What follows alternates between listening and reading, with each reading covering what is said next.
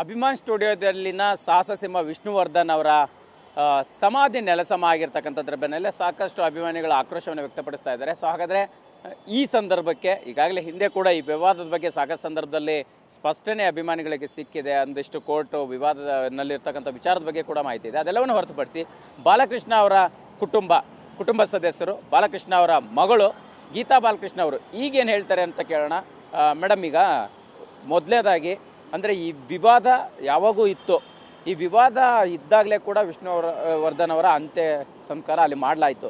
ಅವತ್ತಿನ ಸಂದರ್ಭವನ್ನ ಈ ವಿವಾದದ ಸಂದರ್ಭದಲ್ಲಿ ಅದು ತಪ್ಪಾಗಿದೆ. 2004ನಲ್ಲಿ ನಾನು ಕೇಸ್ ಫೈಲ್ ಮಾಡಿರೋದು.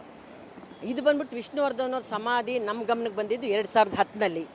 ಕೇಸ್ನಲ್ಲಿ ನಾನು 2 ಎಕರೆಗೆ ಜಡ್ಜ್ ಅವ್ರ ಮುಂದೆ ನಾನು ಅಪ್ಲಿಕೇಶನ್ ಹಾಕೊಂಡೆ ವಿತ್ಡ್ರಾ ಮಾಡೋದಕ್ಕೆ 2 ಎಕರೆ ಮಾತ್ರ. ಬಟ್ ಜಡ್ಜ್ ಸಾಹೇಬ್ರು ಏನು ಹೇಳಿದ್ರು ಅಂದರೆ, ನೀವು 20 ಎಕರೆಯಲ್ಲಿ 10 ಎಕರೆ ಮೊದಲೇ ನಮ್ಮ ಬ್ರದರ್ಸೂ ಕೆಲವರೆಲ್ಲ ದೊಡ್ಡವ್ರು ಸೇರ್ಕೊಂಡು ಮಾರಾಟ ಮಾಡ್ಕೊಂಡಿದ್ರು. ಇವಾಗ ಉಳಿದಿರೋ 10 ಎಕರೆಯಲ್ಲಿ ನಾನು ಮತ್ತೆ ಏನಕ್ಕೆ ಭಾಗ ಮಾಡ್ಕೊಳ್ತೀರಾ, ನೀವು ಬಂದ್ಬಿಟ್ಟು ಪೂರ್ತಿ ಕಾಂಪ್ರಮೈಸ್ ಮಾಡ್ಕೊಳ್ಳಿ, ಇಲ್ಲರೆ ನಾನು ಇದನ್ನು ಅಪ್ಲಿಕೇಶನ್ ಅಕ್ಸೆಪ್ಟ್ ಮಾಡಲ್ಲ ಅಂದ್ಬಿಟ್ಟು ಡಿಸ್ಮಿಸ್ ಮಾಡಿಬಿಟ್ರು, ರಿಜೆಕ್ಟ್ ಮಾಡಿಬಿಟ್ರು ನನ್ನ ಅಪ್ಲಿಕೇಶನ್. ಹಾಗಾಗಿ ಬಂದಿದ್ದು ತೊಂದರೆ.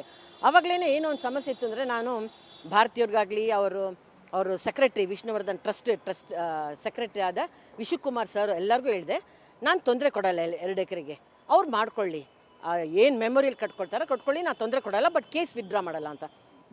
ಬಟ್ ಅವರು ಪಟ್ಟಿಡಿದ್ರು, ನೀವು ಕೇಸ್ ವಿತ್ಡ್ರಾ ಮಾಡಿದ್ರೇ, ಯಾಕೆ ರಿಜಿಸ್ಟರ್ ಮಾಡ್ಕೊಡ್ಬೇಕು ಅಂತ ಒತ್ತಾಯ ಕೊಟ್ಟಿದ್ರಿಂದ ಈ ತೊಂದರೆ ಎಲ್ಲ ಇವಾಗ ಆಗಿರೋದು. ಓಕೆ ಅಮ್ಮ, ಈಗ ಬಾಲಕೃಷ್ಣ ಅವರ ಮಕ್ಕಳ ನಡೆ ಮತ್ತು ಅವರ ಕುಟುಂಬ ಮಾಡ್ತಾ ಇರುವಂಥ ಅನ್ಯಾಯ ಸರಿಯಲ್ಲ ಅನ್ನುವಂಥ ರೀತಿಯಲ್ಲಿ ವಿಷ್ಣುವರ್ಧನ್ ಅವರ ಫ್ಯಾನ್ಸ್ ನಿನ್ನೆ ಆಗಿರ್ತಕ್ಕಂಥ ಬೆಳವಣಿಗೆ ಅಂದರೆ ರಾತ್ರೋರಾತ್ರಿ ಆ ಕಟ್ಟಡವನ್ನು ನೆಲಸಮ ಮಾಡಿರ್ತಕ್ಕಂಥದ್ರ ಬಗ್ಗೆ ಆಕ್ರೋಶ ವ್ಯಕ್ತಪಡಿಸ್ತಾ ಇದ್ದಾರೆ.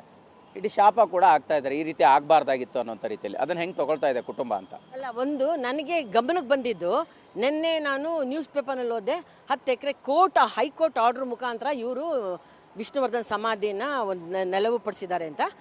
ಆಮೇಲೆ ಇವತ್ತಿಂದು ನಂಗೆ ಕೆಲವು ಮಾಧ್ಯಮದ ನ್ಯೂಸ್ನಲ್ಲಿ ಗೊತ್ತಾಯಿತು, ಹೈಕೋರ್ಟ್ ಆರ್ಡರ್ ತೊಗೊಂಡೆ ಅವರು ನೆಲ ಸಮಾನ ಮಾಡಿದ್ದಾರೆ ವಿಷ್ಣುವರ್ಧನ್ ಸಮಾಧಿ ಅಂತ. ಸೊ ಹಾಗಾಗಿ ಇದೊಂಥರ ನನಗೆ ಗೊತ್ತಿಲ್ಲದೇ ಎಷ್ಟೋ ವಿಚಾರ ನಡೀತಾ ಇದೆ ಅಂತ ನನ್ನ ಗಮನಕ್ಕೆ ನಿನ್ನೆಯಿಂದ ಬರೋಕ್ಕೆ ಶುರುವಾಗಿದೆ. ಓಕೆ, ಈಗ ಅಲ್ಲಿರುವಂತಹ ಜಾಗದಲ್ಲಿ 10 ಗುಂಟೆ ಜಾಗನಾದರೂ ಅಭಿಮಾನಿಗಳಿಗೋಸ್ಕರ ಅಥವಾ ವಿಷ್ಣುವರ್ಧನ್ ಅವ್ರಿಗೋಸ್ಕರ ಬಿಟ್ಕೊಡ್ಬೋದಿತ್ತು. ಅದು ಏನು ಬೆಲೆ ಇದೆ